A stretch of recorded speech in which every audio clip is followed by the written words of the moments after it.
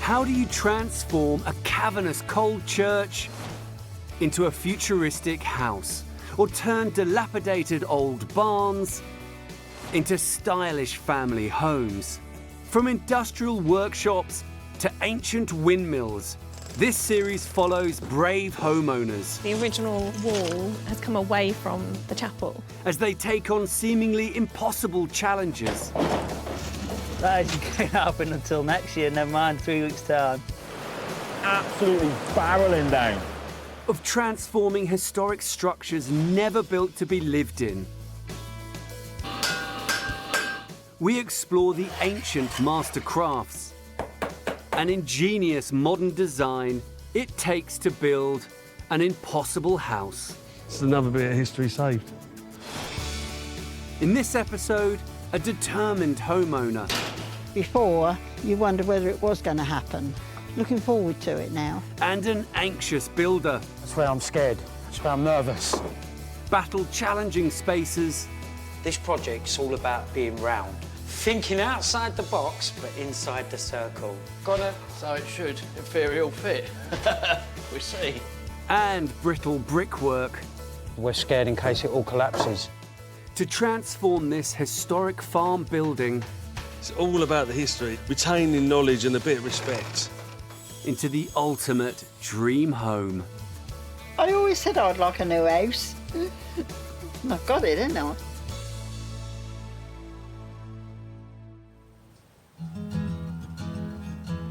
Kent, the mild climate and fertile landscape here have helped generations of farmers cultivate thriving crops. One of Kent's most famous harvests is hops, used to make beer. During the 19th century, more than 70,000 acres of farmland here were used to grow hops, with local brewers producing up to 800 million gallons of beer a year. Once harvested, the hops were dried and processed in special agricultural buildings called oast houses. Thousands of these structures are dotted across the Kent countryside, with their distinctive white-pointed cowls standing out against the lush green landscape.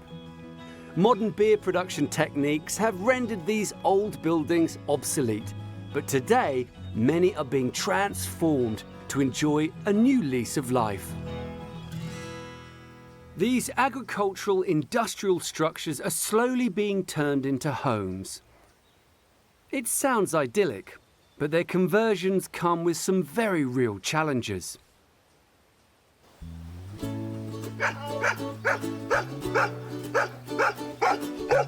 Look at Paulie. 79-year-old Hazel Harwood has been living on this farmstead in Kent since 1962.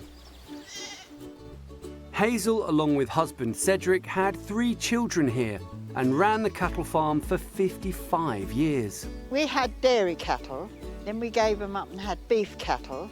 My husband used to do the milking, and I used to go out bottling the milk up there, night and morning. When Cedric passed away in 2015, Hazel and her beloved dog Lucy were the only ones left living in their 4-bedroom family farmhouse. Oh, tickle, tickle, tickle, tickle. She has to have her tummy rubbed every morning when I come down. Today, the farmhouse is proving too big for just the 2 of them. Hazel has made the brave decision to sell it and move into a smaller house. But she's not moving too far because she has bold plans to transform the farm's historic oast house, just 50 steps away, into her new dream home. My younger son said, why don't you convert that oast and sell this? The oast house has been a part of the farm since 1872. It was originally built to dry hops. The roundels had kilns burning at their base, a floor in the middle where the hops were placed to dry, and a conical roof with a pointed cowl on top to create a good draw for the fire below. Once dry, the hops moved to the cooling barn, and then down to the ground floor to be packaged for shipment to the brewery. In a good season, one roundel could process over 15 tons of hops. Hazel's Oast House was never designed to be lived in and has been neglected for years. Turning it into a home won't be easy. With a budget of £270,000, Hazel is working with family friend Glyn Charlton to help her project manage this enormous challenge.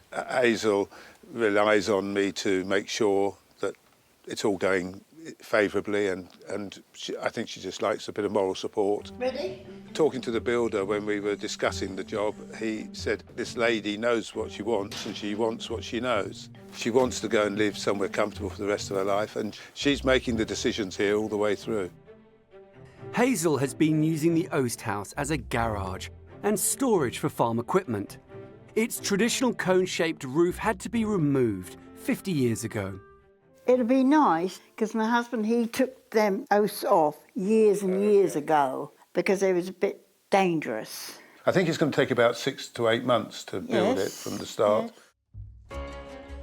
Hazel's vision is to radically transform the Oast House. She wants to gut the cooling barn to create a raised ground floor kitchen, dining, living area. Above it, she'll put another floor to house a bedroom and office. The west roundel will have a staircase to the upper floor, while the east roundel will become a lounge with a spare bedroom above.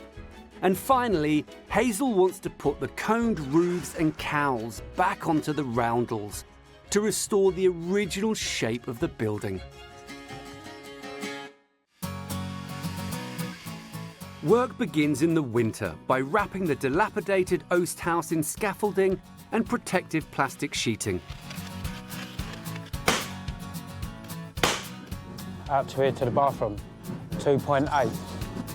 In charge of turning Hazel's dream into a reality is Director of Construction, Stu Benjamin. None of this is structural here, is it? Peckham-born builder Stu sees this as the job of a lifetime. It's been my goal forever, turning something that's over 100 years back to its original state, and to get the opportunity to do it, it's fantastic. Look where we are. Can't get much better than this. Here's going to be a utility room. We've got to put square cabinets, square washing machine into a roundel, which is really fantastic. We love these challenges. Stu's first real challenge is to stabilise this dilapidated building. This won't be easy. First, Stu must raise new concrete block walls inside the barn, and then assemble an internal skeleton of steel and structural timber that connect to the old wood frame. In the roundels, they must install 2 steel beams to support a floor. Timber joists will run from these into pockets in the original wall. They must do the same for the second floor. The wood and steel skeletons will tie the new and old structures together and prevent the Oast House from collapsing. We're literally building a building with inside a building. These here are the existing structure, so they're holding the 2 outer frames together. We can't take these off right until the end, because what will happen is we're scared in case it all collapses. So all this wall, which is original, is tied with that wall. If I do that, you can see that it's giving us a little bit of stability, hence why we're a bit concerned about taking these off.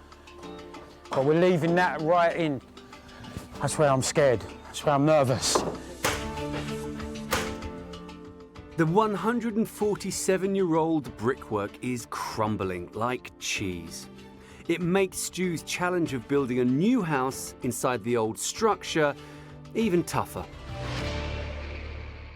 We've cut out for the new doorway. If you can see, that brick's completely blown, so that brick will have to come out. But as we build the brickwork up, we'll take that out and redo it, just to give us our structure and our strength. And this is where our staircase comes. You'll walk around here, and then you'll walk up and walk up to the next floor. The winter weather makes the task of shoring up the exterior brickwork even more difficult. The bricklayers I pulled off today because it started raining all day. British weather, love it, because we're all waiting for the roof to go on, because it means everyone's inside, we ain't got to worry about the weather. Please, weather, love me. It will be an epic battle for Stu and the team to transform this challenging structure.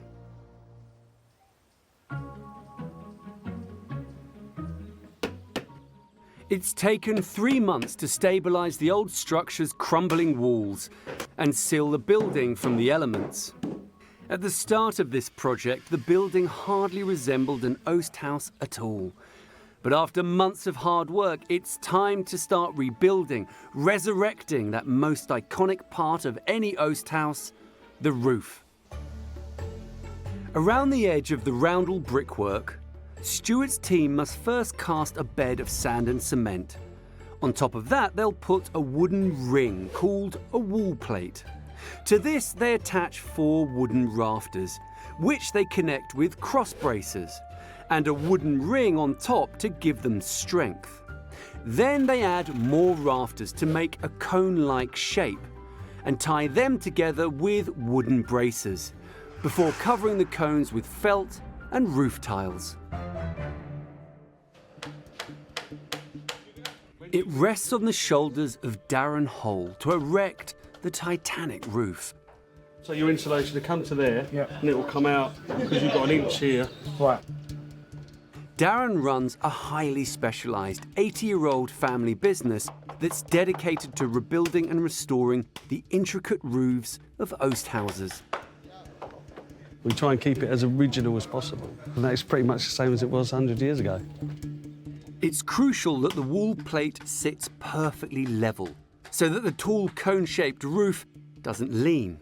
But the old brickwork makes this a challenge. If this plate wasn't level, it would show massively on the top. All the rafters that we pre-cut, they wouldn't fit. It looks simple, and we think it's simple, but I suppose it isn't. We make it look easy, but it's just because we've done it so many times before, it just works. There, yeah? Yeah, right there. Stu's keen to pick up the pace and complete the roof before spring showers arrive. By the end of next week, I'm hoping the oast will be watertight and this roof will be watertight. If we achieve that, I'm happy. If we don't, they're sacked.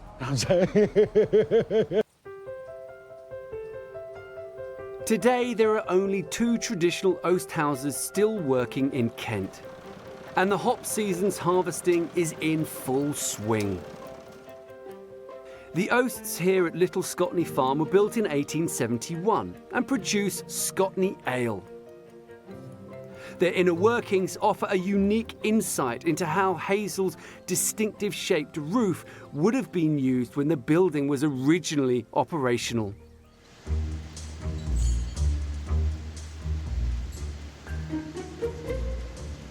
Once the hops have been stripped from their vines, the team here begins the drying process. A working roundel is where the hops are brought to dry. Each roundel can dry almost half a ton of hops at one time. Hot rising air dries the hops as it's drawn up through the cowl on the top. Once the hops are dry enough, they're dragged out into the cooling barn.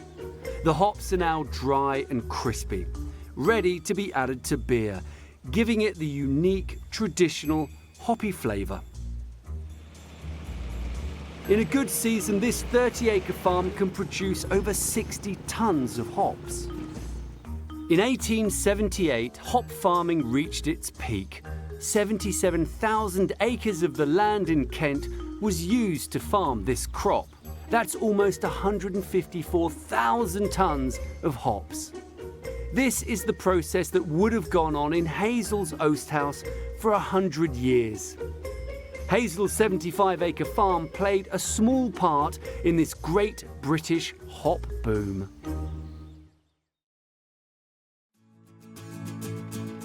It's taken 2 weeks of back-breaking work for Stu and Darren to erect the entire timber roof structure on Hazel's oast house. Since Christmas, it's got on a lot.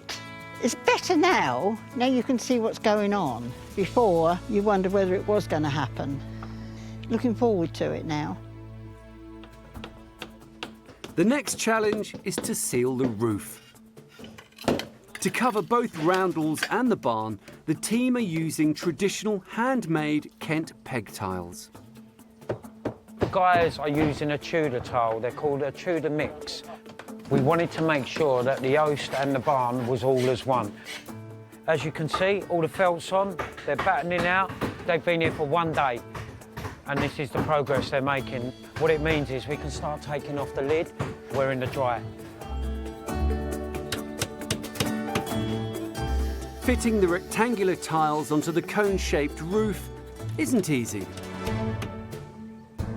With the tiles, we use squares and tapers. So that way, when it comes round, if the tile starts going downhill like that, the tape will swing it back round. And then every fifth row, we'll sand and cement each tile so that holds them all tight, so it won't come off when it's a windy day. Tiling the exterior of the conical roof takes great skill and craftsmanship. The task of transforming the interior of this unusually shaped space into a practical living area calls for an equal amount of expertise and imagination. Today, oast houses are among many complex-shaped, historic structures that are being turned into extraordinary abodes.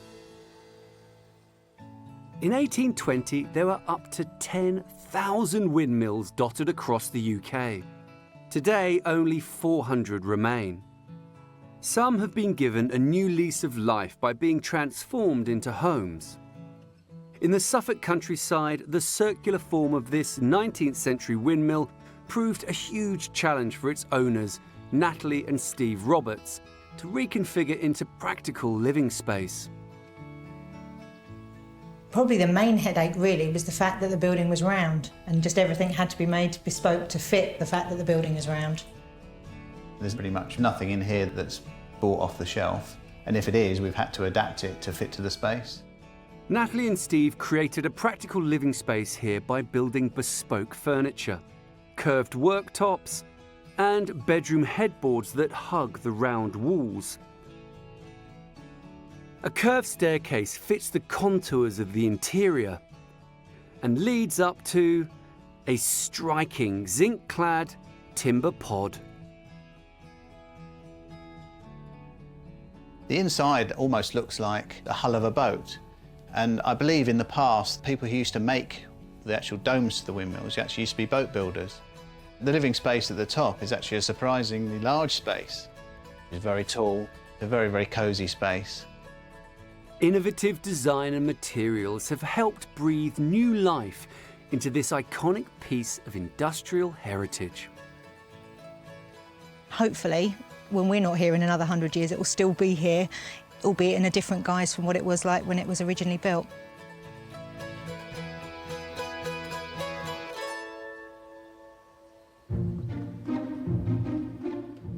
In Kent, it's taken 4 weeks for Stu and Darren to complete the roof on Hazel's Oat House.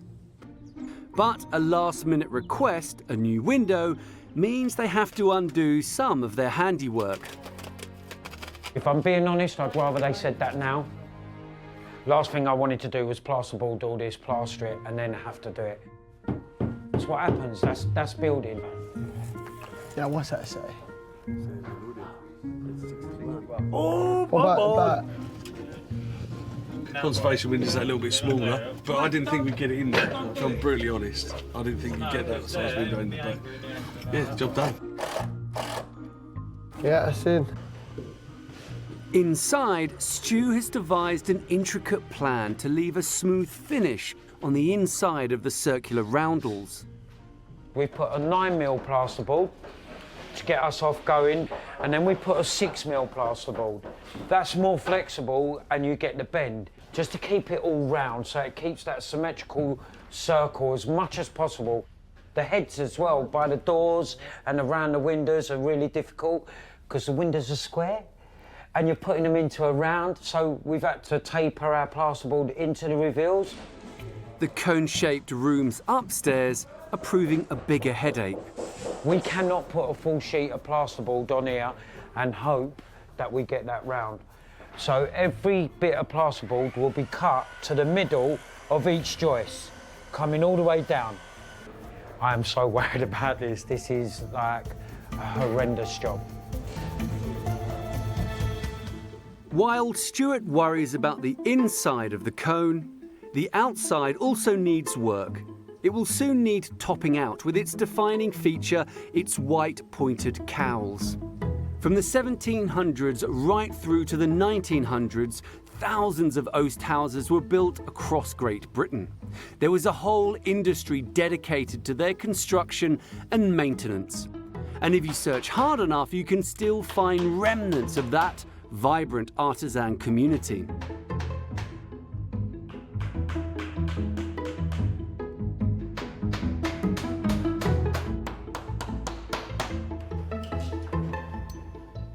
The first invoice of our company was 1937.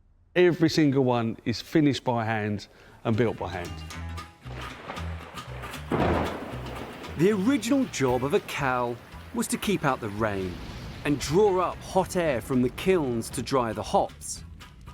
Each cowl rests on a long wooden pole, which lets it rotate through 360 degrees.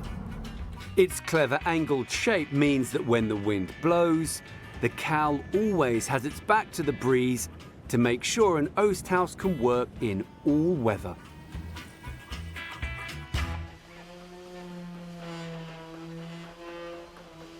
Its simple yet effective design works well to this day, just the way Darren likes it. Every single one of these, they're a different size, but they're all bespoke. Everything is different. First thing, it's got to weather, and then secondly, it's got to do the job, you know, and it's got to look right. There is a bit of artist license in it, a little bit in there. We're just setting out the basis of the cowl, which is the bottom curve.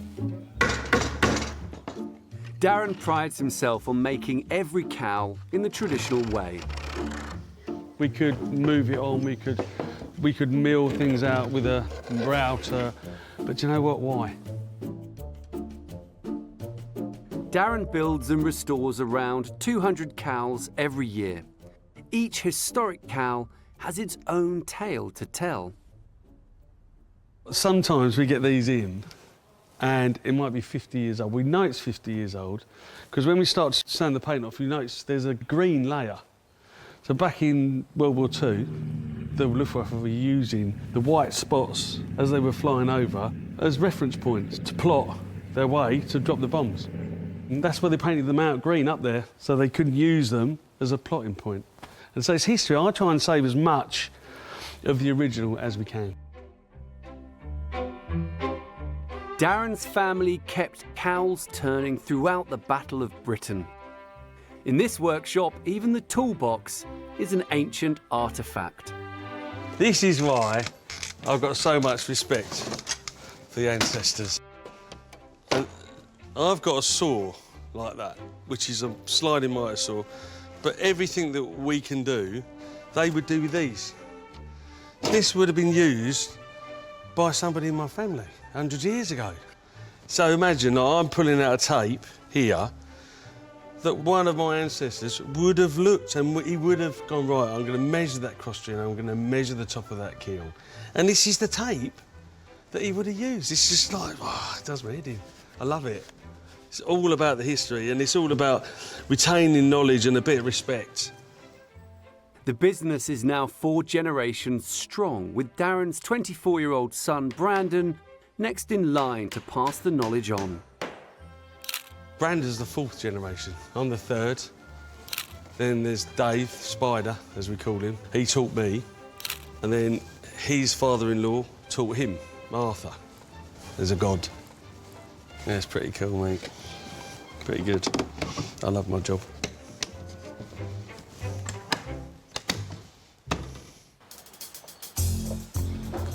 While Darren and Brandon prepare the cowls for Hazel's Oast House, Stu and his team are gearing up to plaster its challenging mix of square and round rooms. Everything's got to be square, bud. Yeah, everything. They make quick progress in the barn. but the roundels prove a struggle. The curved and conical contours are a plasterboarding nightmare. As it comes up like that, it's going to be smaller at the top, so you have to cut the board at an angle. That makes it awkward. There's a lot of measuring and cutting, so it's going to be a slow process. But we're experts.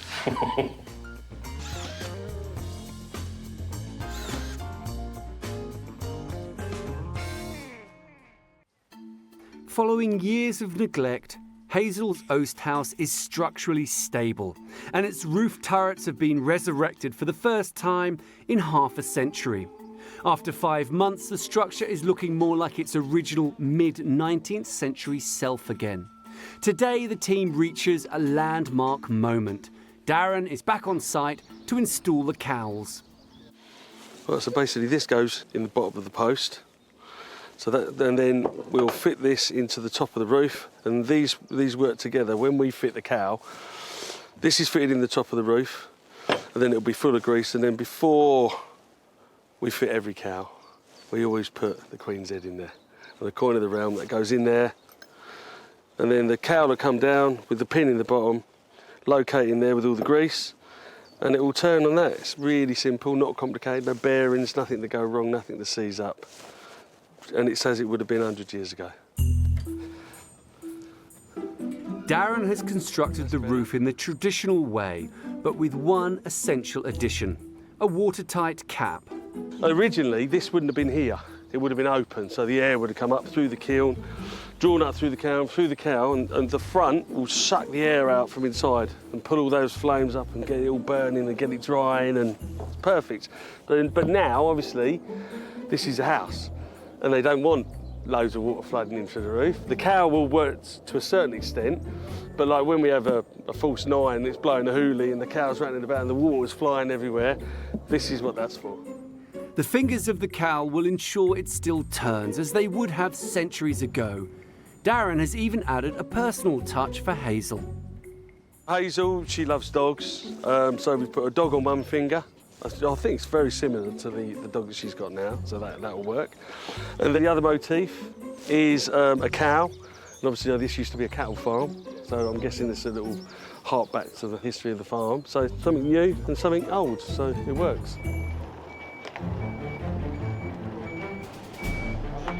With everything in place, it's now time to carefully crane the expertly crafted cowls onto the top of the roundels. A cowl can weigh up to 220 kilograms, and these need to be lifted 20 meters in the air. Today, the weather may be against them. Windy up there today. It's an anxious moment for Hazel. A strong gust could blow the cowl into the scaffold, so they must be on guard. This one comes up, we put it between the two, so I just guide him in.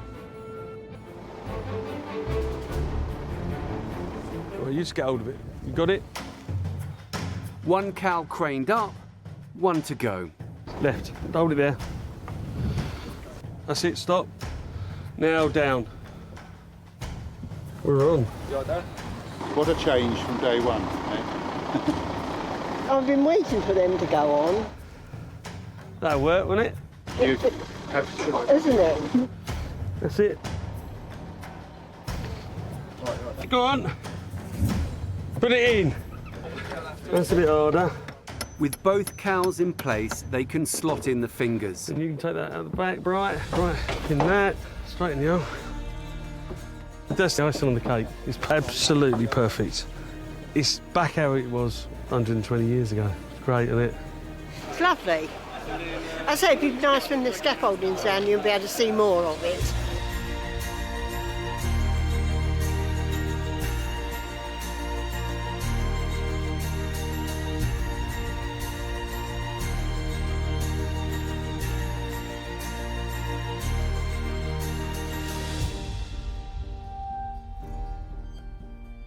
Back in the day when they were picking hops, the family would go picking hops, and every time they picked a bushel, they'd go to see the tally man, and he'd pull out his tally stick for that family, and he'd put a notch on it. And so at the end of the week, you go and see the telly man, you've got 6 notches, 6 bushels, and then you get paid. So we use this as like a service book. So I'll put on there the date today, 2 cows, just put a signature on there. It's better than having a piece of paper sitting in the drawer that will get lost. It's been a great job. It's another bit of history saved. Hazel and Glyn hoped it would only take 6 months to transform the Oast House. After 5 months, the exterior is looking good. The roof is sealed, the exterior brickwork restored. The team's final challenge is to turn the unusual shaped interior spaces into functional rooms. This project's all about being round. Everything's round. You're in a round room, keep everything round, and that's the main goal. Thinking outside the box, but inside the circle. With the interior space divided up and walls smoothly plastered, Stu's next task is to install the timber fittings. We've put all the skirting on now, and we've done all the window boards like this in the roundels, so we've kept the curvature, it's all rounded off.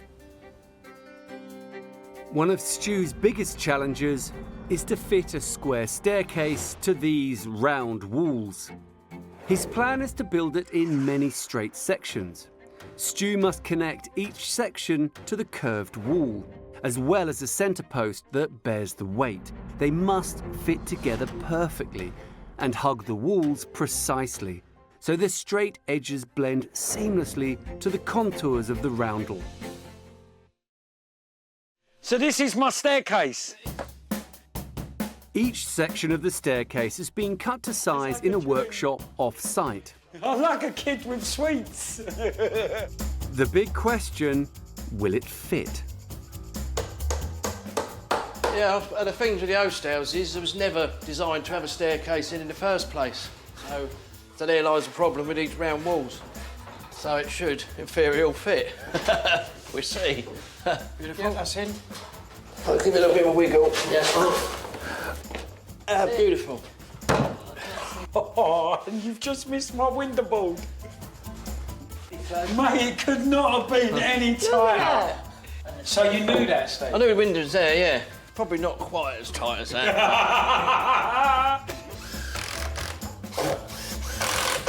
Yeah, go on then. I'll lift it up.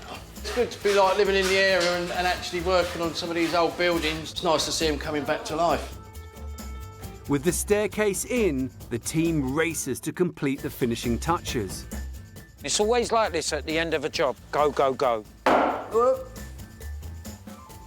Because you want, obviously, the hinges to be hidden, don't you? And then yes. cladding to carry on. They're cladding just to carry on. Yeah.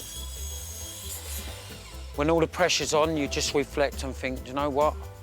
This is the job, this is the project. It makes it all worthwhile. Look, this Garden of England. This is Henry VIII's country. I've got my beautiful Queen. I've got Lord Nelson. And I've got I am, my Henry VIII. I'm not interested in the politics, I'm just your everyday builder. But I do believe in my history, so this is why I'm so glad and privileged to be out here to do this. It's a dream. That's the main goal. Get the job right, then enjoy it.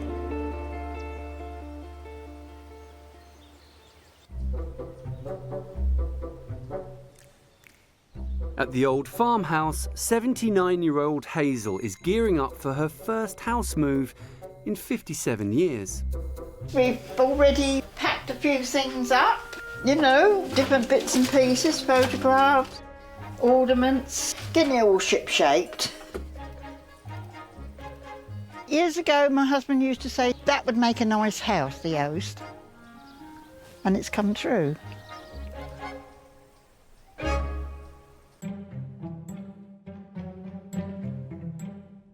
After a 4-week push, Stu has finally completed work on the Oast House. It's now ready for Hazel and her beloved dog, Lucy. That's a good girl, because you're going down there to live, aren't you? When I stand here and look at that, I'm so happy. What an achievement. Beautiful. Today, Stu is handing the keys back to Hazel. Morning, Hazel. Morning, Stuart. How you doing? All right, thank you. Nervous? Yes and no. Hazel has sold the old farmhouse to a young family, meaning the move to the Oast House is imminent. Well, how do you feel about leaving a big part of your life, this house? I've got to move on. Somebody else is coming in here. They've got children, and I hope they'll be happy. Ah, quality. So you've got no regrets? No. You're looking forward to the change? Yes. God, you're brave. Yeah. My wife hates change. Well, I hope this will be the first one. Oh, was it? Yeah, since I was married, so we just see how it goes. Stu and his team have spent over 7 months working to bring Hazel's Oast House back to life. It's finally time to say goodbye. Hazel. Yes. Thank you. Thank you very much indeed. You're welcome. Kiss cuddle. Yeah. All right. So you got your new house now? Yes. Thank you very much for all your boys, what you've done.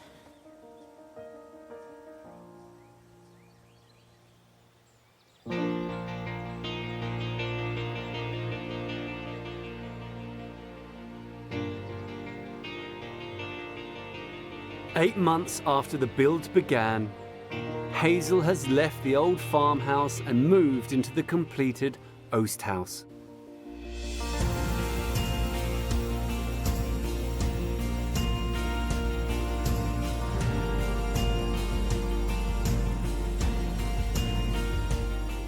The Oast House has been fully restored to its former glory.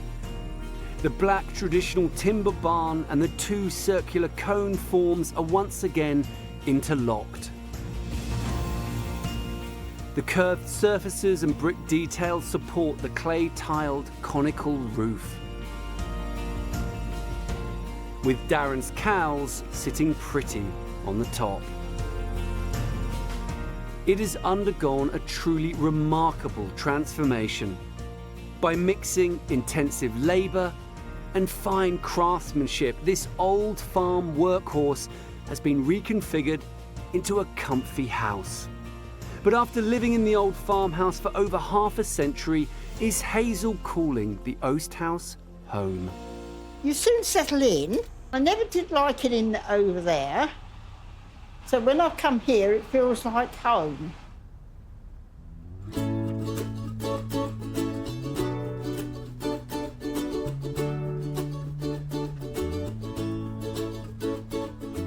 The inside of this historic structure has undergone an extraordinary transformation. This end is the kitchen. It's nice and light.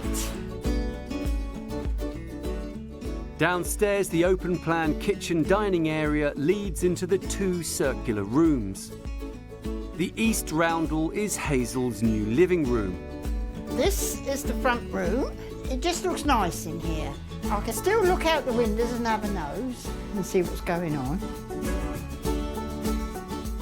And the west roundel houses her utility room. I've got the washing machine, tumble dryer and my freezer in here. Stu's expertly crafted staircase fits seamlessly to the curved walls of the west roundel and leads up to the first floor landing.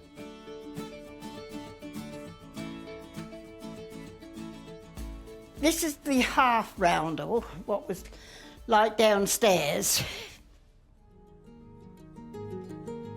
The east roundel has been transformed into a comfy bedroom.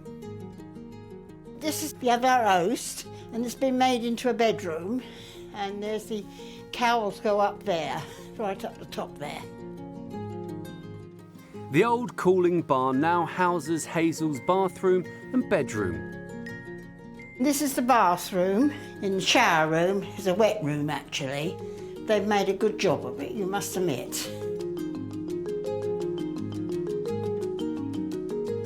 This is my room. You can look out the windows and see all the sheep and the cows out in the fields. As long as we can have a nose out, that's the main thing. Very happy with it all. It was worth waiting for. Hazel's historic Oast House has undergone a miraculous change. The once derelict hop house is now well and truly a home. Family friend and project manager Glyn Charlton had hoped to have completed the build in 6 months. We had done some extra things on the way, like building the decking, and there were 1 or 2 other jobs which we added to the original project. So having come out of it at 8 months, we were quite happy. The original budget was £270,000. But having secured the sale of the farmhouse, Hazel decided to upgrade areas of the oast. Choosing underfloor heating, higher quality fittings and a stove that cost £10,000. Ensuring her new home is comfortable and luxurious for a cost of £290,000. And we also future-proofed the house because with Hazel getting older, we wanted to make sure if she wanted to live downstairs, she could. So the lounge can become a bedroom and there is a shower and bathroom downstairs. And the extras don't stop there.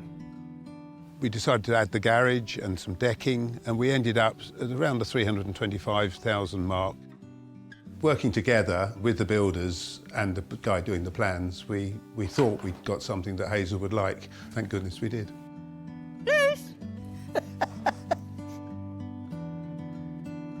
After 57 years in the farmhouse, Hazel is embracing the move to next door. It looks nice here with the plants out. Over there I had plants, but they never looked so well as these. When the project first started, this structure was barely recognisable as an oast house at all. The wonderful conical roofs had been cut off and it was in a terrible condition. Now it is rejuvenated, reborn. You thought, am I doing the right thing? I think it was something you just got over, and then afterward you see it coming along and think, that's right. Be glad when I get in there. I've had no qualms at all. Feels like home now. Hazel's incredible attitude to take this project on when she was 79 and move in when she was 80 says a lot about her character. It also means she's managed to stay on the farm she loves. That's the cherry on the cake, or the cowl on the oast house.